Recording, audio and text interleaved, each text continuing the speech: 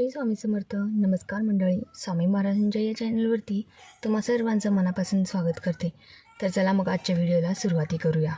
आपल्याला वाटत असते की स्वतःचे घर आणि गाडी असावी. असे वाटत असेल तर ज्योतिषशास्त्रात दिलेले तोडगे अवश्य करून बघा.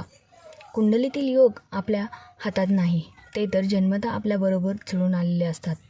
अशा वेळी आपल्याला करता येण्यासारखे उपाय कोणते आहेत, तर चला मग बघूया. स्वतःचे घर आणि वाहन असणे हे सुबत्तेचे लक्षण मानले जाते.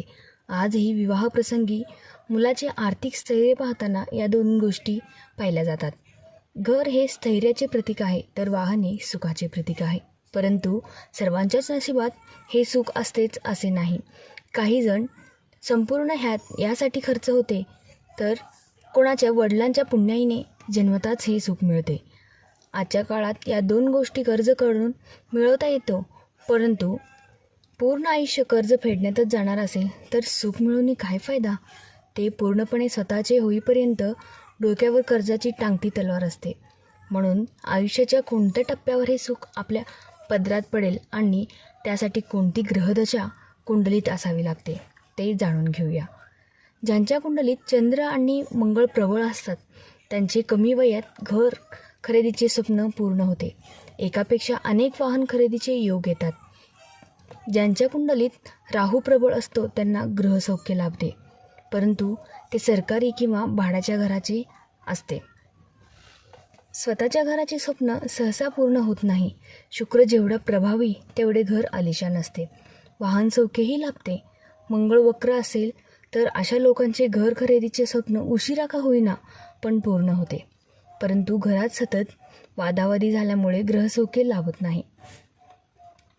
चंद्रदशा ठीक नसेल तर स्वमेहनतीने घर किंवा वाहन खरेदी करावी लागते. घरच्यांचे सहकार्य लाभत नाही. कुंडलीतील योग आपल्या हातात नाही, ते तर जन्मतः आपल्याबरोबर जुळून आलेले असतात. तर अशा वेळी आपल्याला करता येण्यासारखे उपाय कोणते, तर देवारात लक्ष्मीचे चांदीचे नाणे ठेवून पूजा करा.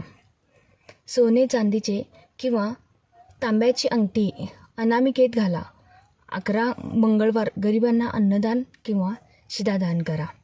राहूचा प्रभाव असेल तर घरातून अडगळीची वस्तू काढून टाका. माता दुर्गा आणि भैरवनाथाची उपासना करा.